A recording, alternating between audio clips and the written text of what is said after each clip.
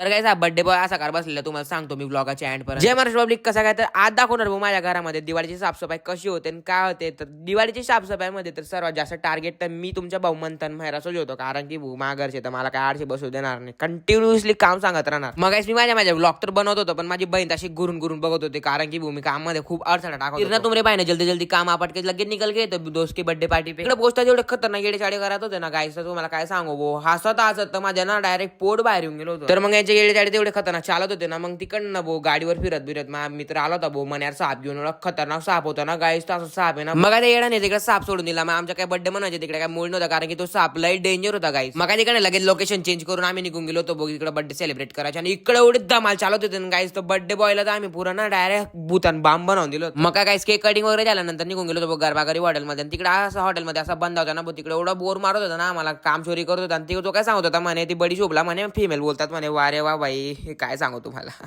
Anyways गाईस, आजच्या व्हिडिओला आवडला असेल तर लाईक करा आणि फॉलो करायला विसरू नका. तोपर्यंत बाय बाय आणि पुढील व्लॉग लवकरच भेटूया.